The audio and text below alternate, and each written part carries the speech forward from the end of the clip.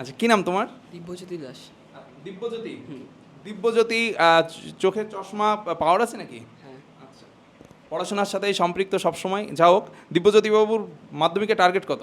90 থেকে 95%। 95%। আচ্ছা, তুমি কোন বিষয়টাকে সবচেয়ে বেশি ভালোবাসো? ভৌত বিজ্ঞানের রসায়ন বিজ্ঞান, আচ্ছা আচ্ছা, মানে কেমিস্ট্রি। আচ্ছা আচ্ছা, জৈব রসায়ন। হুম। আচ্ছা, তোমার ইংলিশের যে রাইটিং সেই বিষয় সম্পর্কে তো শুনলাম। তোমার কি মনে হয় এবার সিন থেকে, মানে পোয়েম এবং প্রস থেকে কোনগুলো দেওয়ার সম্ভাবনা সবচেয়ে বেশি রয়েছে? আমার মনে হয় 6 নম্বর চ্যাপ্টারটা, ইংলিশের যে সিনটা আছে ওইটা। আর মানে দ্য ক্যাট। The cat. হ্যাঁ, দ্য ক্যাট। The Cat। আর আর আর ওখান থেকে দেওয়ার সম্ভাবনা আছে হলো ফেবেল। ফ্যাবেল। আচ্ছা, ফ্যাবেলের সাথে সাথে স্নেইলটাও একবার দেখা উচিত। আচ্ছা, যেহেতু মাই ওন ট্রু ফ্যামিলি এবার এসে গেছে, যাও, গ্রামার পার্টটা তোমার কেমন লাগে ইংলিশের? ভালোই লাগে, প্র্যাকটিস করতে হবে প্রত্যেক দিন 5টা করে। আচ্ছা, বাংলার যে লেখার স্পিড, সাধারণত এই যে সামেটিভ পরীক্ষাগুলো হয় সেখানে সম্পূর্ণ প্রশ্ন নির্দিষ্ট সময়ের মধ্যে উত্তর করে আসতে পারো?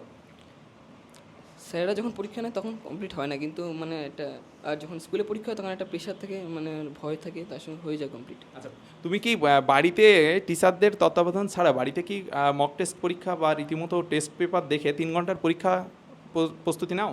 আমি 2বার দিয়েছি মক টেস্ট নিজে নিজে। নিজে নিজে। স্যার দেখে আচ্ছা আচ্ছা আচ্ছা আচ্ছা আচ্ছা।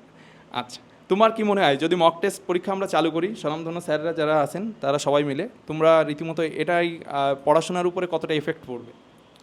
এর এর ফলে মানে হলো বাহিক যেমন বিভিন্ন কোশ্চেন আছে সেগুলো আমরা জানতে পারবো, আর মানে এগুলো যদি না পারি তাহলে সেগুলো জানার আগ্রহটা বাড়বে, ফলে পড়াশোনার উপর মানে জোরটা বাড়বে। মানে আচ্ছা, এটার আরেকটি যে বিষয়টি, আমি অনেক স্টুডেন্টের সাথে কথা বলেছি যে স্যার আমাদের তো সকাল বিকাল পড়া থাকে, এর ভিতরে আবার যদি মক টেস্ট হয়, পড়ার কমপ্লিট করে মক টেস্ট দেওয়া একটা সাবজেক্টের স্পেসিফিকলি 90 মিনিট, রীতিমতো 90 মার্কস, 180 মিনিট টাইম, এবং এই যে পড়াশোনার প্রস্তুতি নিয়ে পরীক্ষা, এই যে একটা প্রেশার, এটা একসাথে অ্যাডজাস্টমেন্ট করা অনেক ক্ষেত্রে, অনেক ছেলেমেয়ে নর্মাল স্টুডেন্টদের ক্ষেত্রে কিন্তু চাপ হয়ে যায়।